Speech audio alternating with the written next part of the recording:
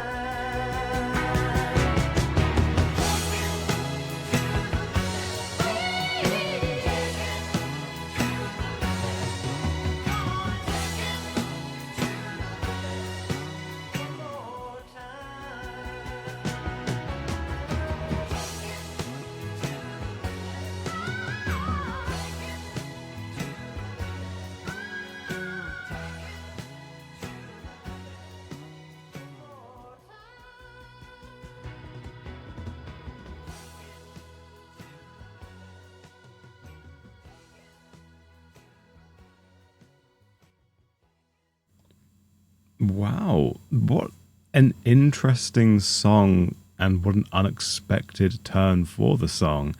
I wasn't expecting a 3/4 waltz from the Eagles. It's incredibly rare for a massive, especially kind of 60s, 70s, well, not 60s, 70s, leading into the 80s rock song to be in 3/4 time.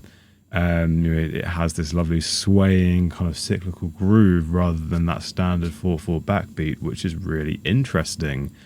The spatial staging, really nice. I did do a bit of research on this song prior, just because I've realized I've come into the last two Eagles videos now saying, please educate me on the band members, and I did my own research because I don't, 3 songs in, I think it's pretty inexcusable to not know who we're talking about here now. So I'm aware that Randy is singing on this song. The vocals and the bass within this track were sitting dead center. It sounds like there's pretty much no pre-delay, which is really cool. And it keeps them nicely in the near field, but you got those lovely lush strings panned. I was trying to work it out at one point and try a good analogy, I guess.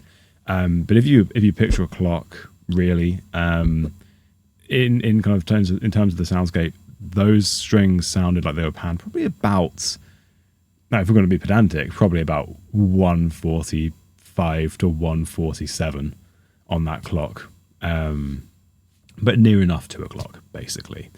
But had the lush strings with lovely long reverb tails.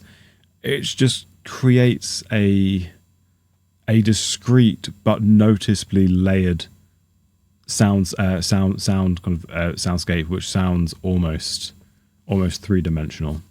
The acoustic guitars, nice and subtle, but they were playing a very vital role within that piece. It sounded, just kind of from their general tonality, obviously, that the engineer put a steep high-pass filter on them, probably rolling off everything below 200 hertz, which is a good move with an acoustic guitar. You don't really want that much kind of bass and rolling, almost like rolling thunder, I like to think of it. But they're acting purely there as a high-end shimmer, which, when an acoustic guitarist mics up right, or I say mics up right, it depends on the song entirely. If you want to sing a songwriter, you want the body, the warmth, the wood, the natural tonality of that guitar. But sometimes those guitars, take Johnny Cash, for example, when he used to put a dollar bill through his, weave through his strings to create the snare drum sound when it was just the Tennessee 3. Or the Tennessee 2, sorry. I don't know what I'm thinking of. Tennessee 3 was with the drummer. With the Tennessee 2, you wouldn't want the body of the guitar. You would want just that kind of high-end shimmer, which, it cuts out the low mids so that the bass can control, control the mix. But in this particular case, the bass can control the waltz, even though it's a 3/4. Really interesting to hear a different vocalist take on the lead vocal role within the Eagles. I'm curious to know if this is something that they do, kind of like a rotating lineup. I suppose there's a band I love. Check them out, Western Centuries. One of their frontmen passed during the COVID period, so really sad, but brilliant little country act. And they would always throw 3 lead kind of front guys. They were a 4-piece band, I think, but the lead 3 guys would just rotate, and each song was a different vocalist, and that just adds something really fresh to their discography. So this was really cool. I was trying to work it out towards the end, but here,